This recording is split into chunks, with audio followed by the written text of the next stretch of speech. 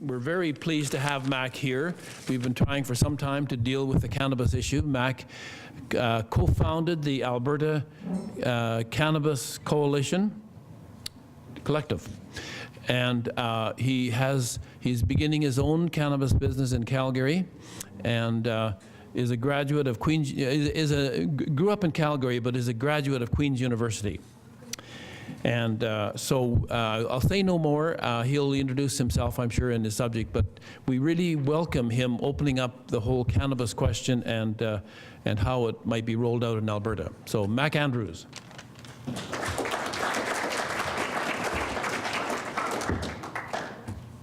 Off to a great start here.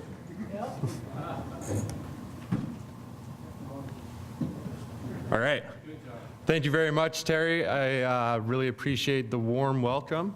First of all, I'd like to say thank you to SACPA for having me here today. It's my first time down in Lethbridge in quite some time. As Terry mentioned, I grew up in Calgary. I do have some family in Lethbridge. They may be in the audience today. I won't point them out. But I spent a lot of my childhood coming down here to visit them, so I'm no stranger to Lethbridge. From there, I mean, I really got started in my professional career after coming back from university in Ontario. I graduated as a chemical engineer, and being from Calgary, I immediately got into the oil and gas industry. So that was sort of what I thought I would always be doing. From when I was a teenager on, I thought oil and gas was the way to go. That's sort of pretty typical for a Calgary-born person, but getting into oil and gas, I started in 2013 when essentially oil and gas industry was doing very well. Oil was at over $100 a barrel, and life was really easy for me as a 22-year-old. I was making a good amount of money, started my professional career. Things were doing really well. And then in 2014, there was the oil crash. So that is one of the longest downturns that I'm sure many people in this room felt the effects of. I personally did. Was able to stay employed throughout the entire time, but it still made me think that maybe I wanted to look at a different industry that was not so well developed and maybe on the emerging side and had a good opportunity for growth. So I was really looking into the potentials there and started looking at cannabis. When I had my aha moment was actually in 2016 when I was visiting some friends in Ontario, and they took me to one of the illegal dispensaries that had popped up. This is the first time I'd seen anything like it, and it was absolutely mind-blowing to me that there were stores in downtown Toronto that were just selling this product like it was completely legal. After I saw that, I immediately said, okay, this is something that's going on in Canada and I really want to be a part of it, and sort of started turning the wheels from there. So before I get into my presentation, I wanted to ask how many people in the room have any interest in getting into the cannabis industry? Okay, there's a couple hands. Are you guys thinking you want to be on the retail side? Retail? Yeah, so you and I have that in common. How I got into this, I essentially wanted to open up a store. I co-founded the Alberta Cannabis Collective. I'll say a little bit more about that later. But I'll also be opening up a retail location in Calgary this summer. So I'll try to keep this as brief as possible. There are generally a lot of questions that come up at these events, and I'm always sort of surprised at the different perspectives I see. So there could be a couple questions that I may not have the perfect answer to because I haven't thought about it before, but I'm happy to do my best to answer those. A little disclaimer is that not everything is fully baked yet. So we're still waiting on a couple different things from the federal government, from the provincial government, and from municipal government. So there are some things that we don't have answers to yet. We're getting closer though. In the last 6 months, we've got a ton of information from both the provincial governments and from municipalities like Edmonton and Calgary. So we are really moving ahead. So the agenda today, first of all, I'm gonna talk a little bit about the Alberta Cannabis Collective, or as I'll call it, the ABCC. Then I'm going to get into where we are federally. So what's going on with legalization across the country. We'll talk about the Alberta framework that was released back in the fall and some more rules that have been released earlier this year. Get into the Alberta Gaming and Liquor Commission and the role they'll play. So they will be the wholesale distributor and regulator across Alberta, so much like our liquor system is right now. And as I said, some things are still up in the air. So Lethbridge, to my knowledge, has not released any proposed amendments to their bylaw. But Calgary and Edmonton have proposed these amendments. So I'll talk a little bit about those, and that should give you an idea of what you may be able to expect from other municipalities. So starting off, what is the ABCC? We are Alberta's leading retail association for cannabis retailers. Founded last year, I think we had our first board meeting in September. Basically, a group of some of the top retailers in the industry saw exactly what Alberta can be and wanted to get together and help that happen. We've taken a very hard stance on the black market, so I'll talk a little bit about that more, but there are obviously a lot of illegal operations associated with cannabis, and we want to make sure that that doesn't cross over into the legal market. So this is something that doesn't always make us the most popular in certain groups, but it's something that we're not willing to be flexible on. We hold our members to a higher standard. So we're looking to represent the top retailers in the province. So we sort of see the AGLC regulations as a baseline, base requirements of what's required of you. And then we would ask that our retailers go above and beyond that. So that's comes down to educating staff, security in your store, safety for the public, things like that.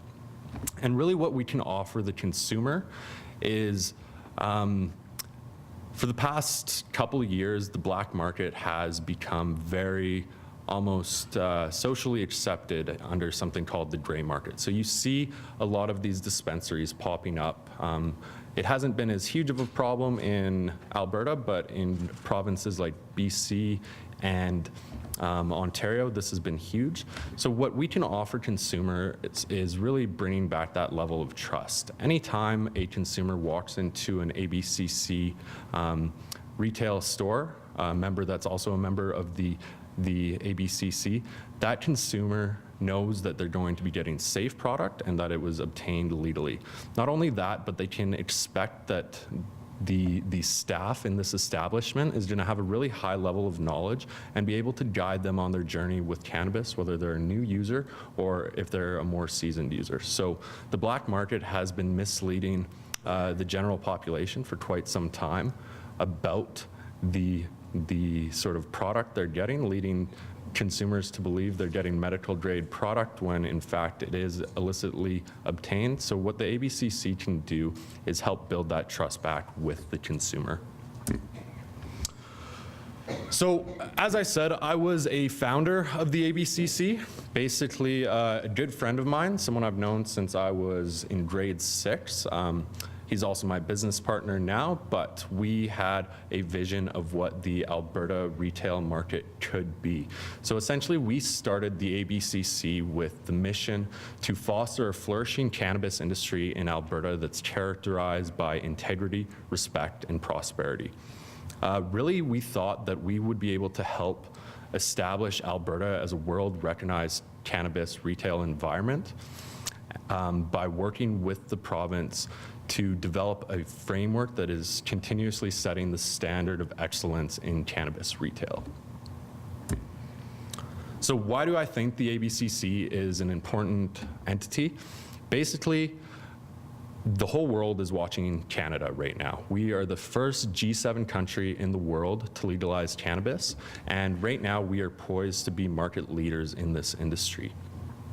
Out of all the provincial frameworks that have been laid out, I think Alberta's is among the best, if not the best, and we have the opportunity to lead Canada as a retail market.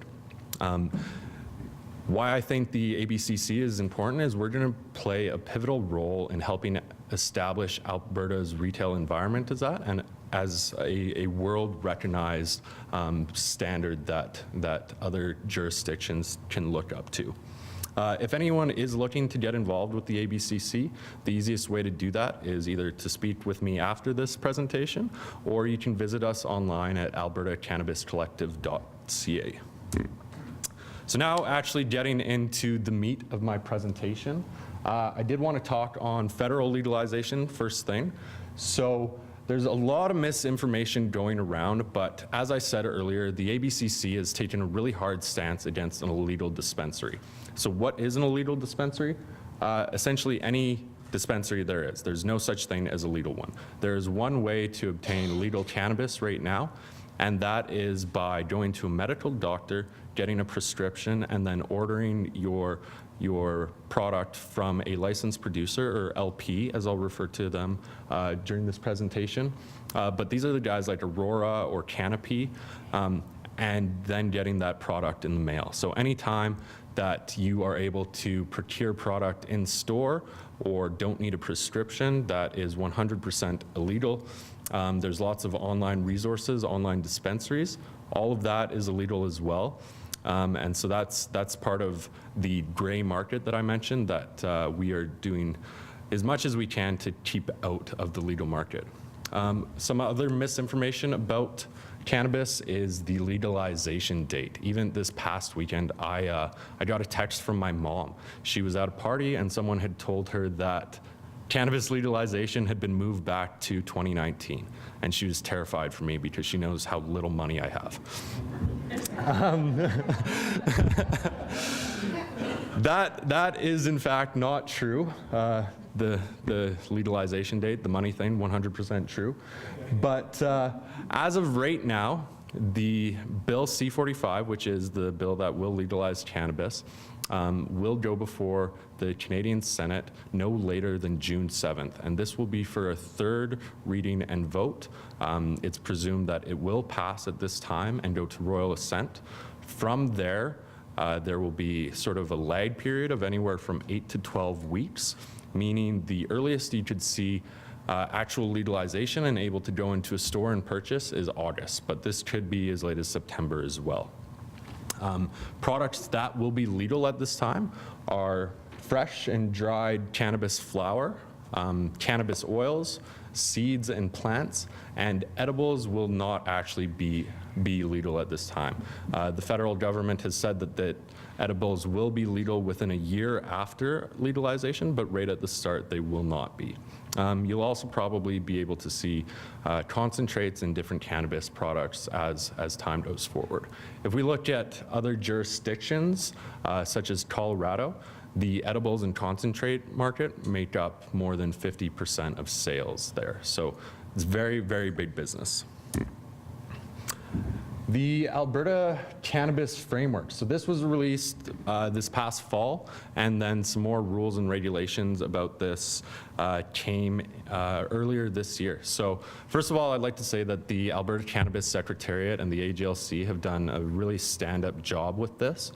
They held several public engagements. They had stakeholder events. The ABCC was at many of those, and they really listened to what Albertans wanted.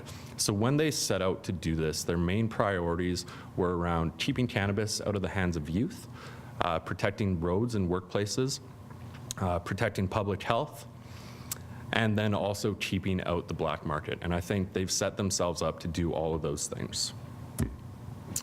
So really what it comes down to is there's a couple highlights here that I'll go over. If you do want some more information on this, it's all easily accessible online. So this can be found on the Government of Canada or Alberta site. But the things everyone needs to know, 18 and over is the only people who will be able to buy cannabis. So cannabis possession for use is still illegal, even though cannabis is legal itself. You won't be able to bring anyone who's under 18 into a cannabis retail location. So say you're going to pick up a bottle of wine and you bring your kid with you, that will not be allowed in cannabis retail. Youths who are caught with cannabis could face criminal charges. I think it's if they have more than 5 grams of cannabis on them that they could potentially get a criminal charge from this. The rules around possession for a legal adult is 30 grams, so you can't have any more than 30 grams of cannabis on you, or you are open to a charge as well. Driving while under the influence is a big no-no. So this is a danger to yourself, it's a danger to the people around you, and you can get an impaired driving charge for having cannabis in your system while driving. So that's very important for everyone to look into the rules around that. Public consumption will be allowed, so you'll legally be allowed to consume in your own home and in public areas. This could vary depending on the municipality. So the province of Alberta says, yes, it's fine in public areas. Anywhere you can't smoke cigarettes, you can't smoke cannabis, and then some other areas that are very high frequency of youth coming there, like say skate park or a zoo, you won't be able to smoke there. But individual municipalities will have the power to change this and make it more restrictive. That's what we're seeing in Calgary. It'll likely be a little more restrictive than that. You will be able to grow your own cannabis. So if you are looking to save some money and instead of purchasing from a retail store, you can grow up to 4 plants in your house. That's 4 plants per home, not 4 plants per person in the house. So if you have 5 kids, you can't grow 20 plants. You got to stick to the 4.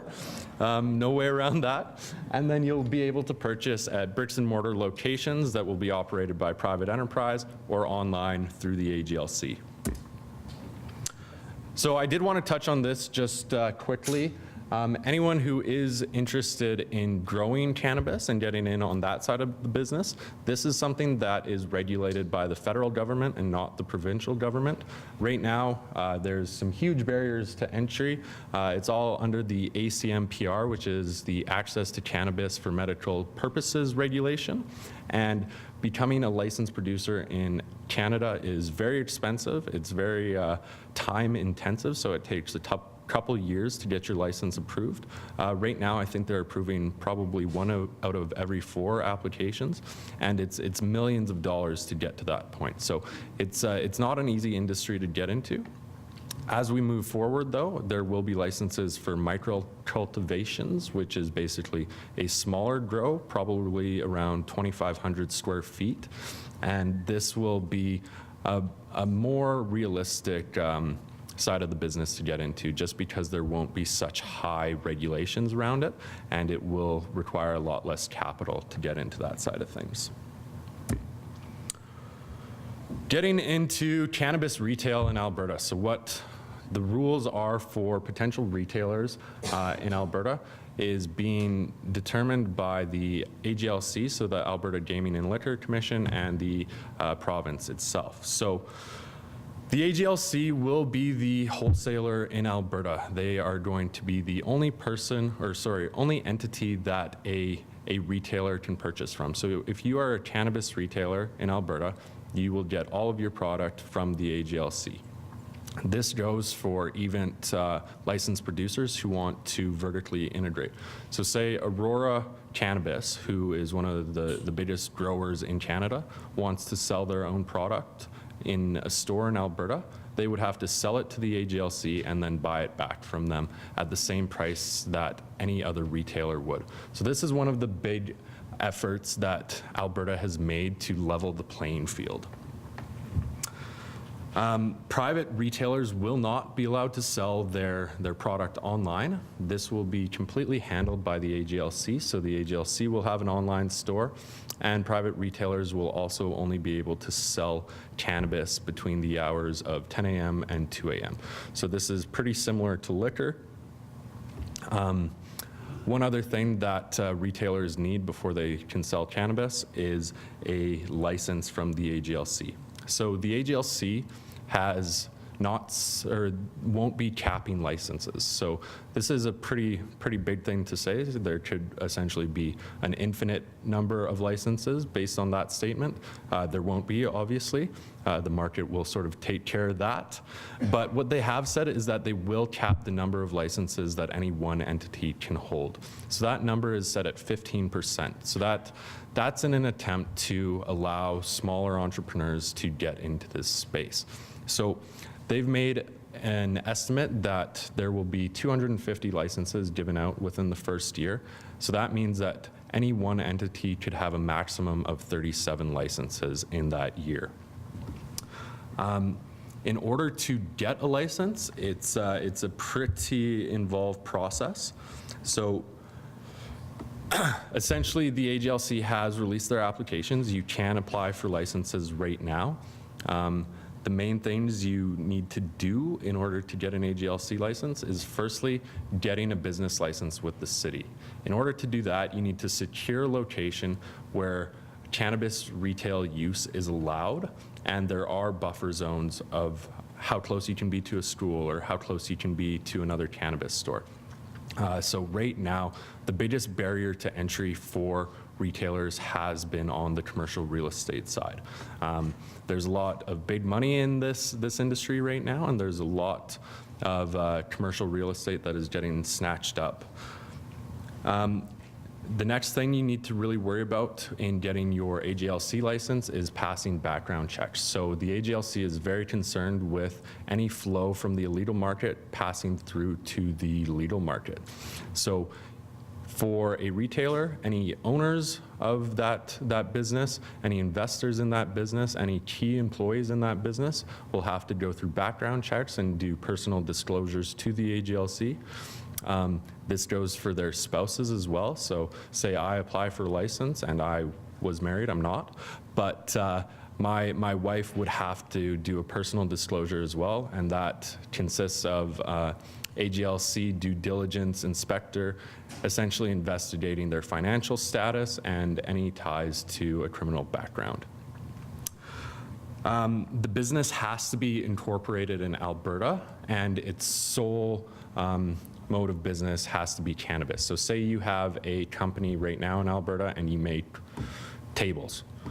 You can't just take this business and start selling cannabis as well. It would need to be an entirely separate business. One big thing to take note of is that every employee who is selling cannabis will need to pass the AGLC's Sell Safe Cannabis education program. So if any of you are familiar with ProServe, this is what the AGLC uses for the liquor industry. This is the equivalent that a cannabis retail worker would have to pass. At the Alberta Cannabis Collective, we see this as the sort of absolute minimum that employers will make their staff get, and in order to gain membership with us, you would have to demonstrate that you have put your employees through a higher level of education, or that they have a higher level of knowledge. And that's just because with cannabis, it is something that lots of people have had bad experiences with, and they need to be educated on what is right for them. They also need to be educated on the rules and laws around using cannabis. This will be available, I think, at the start of May. So if you are interested at getting into the cannabis retail side of things, it's probably a good thing to take a look at that. Next, as I mentioned, Lethbridge, to my knowledge, unless it happened very recently, has not proposed any amendments to their current land use bylaw. So I wanted to go over what Calgary has suggested and also what Edmonton has suggested, just to give you an idea of what might be coming down the pipe. I know that the Alberta Urban Municipalities Association is also looking at this, so they'll probably put out recommendations that other municipalities can follow. So the biggest thing to look at for the city of Calgary, not sure if anyone can, oh yeah, so you can't really see what's up there right now. So essentially in this column here, there's different separation. There's different separation columns in that side right there. So The big things to note is that in Calgary, they've proposed that the distance between a cannabis store and a school is 150 meters. So that's a school or a private school. And then the distance between cannabis stores is 300 meters. So this is a pretty big distance and allows one retailer to essentially own a neighborhood. Another rule that they did put in place is that it needs to be 30 meters from a liquor store. So there's a lot of criticisms that come up about this, but this is essentially to make sure that if you have a little strip mall, that there's not both a cannabis retail store and a liquor store in that strip mall. The city of Edmonton has been a little bit more restrictive on this. So they have said you only need 200 meters between cannabis retail stores, but there's 200 meters between cannabis retail stores and schools, as well as libraries. And then there's 100 meters between cannabis stores and parks, liquor stores, rec centers, and provincial healthcare facilities. So this really limits where cannabis retail can operate, and is very restrictive for people trying to get into this business. These are not laid in stone, and as I said, this isn't necessarily what will be seen in Lethbridge, but this is just an idea of the things that they're really considering. Something else that is being considered heavily is where you will be allowed to consume cannabis. So as I said, in Calgary, they're going to be a little more restrictive than the province has recommended. I'm not sure what Lethbridge is doing, but that'll be something that affects everyone sort of day to day.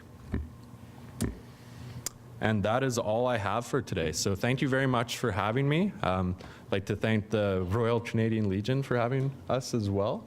And yeah, I guess question period is actually after this, but yeah, thank you very much.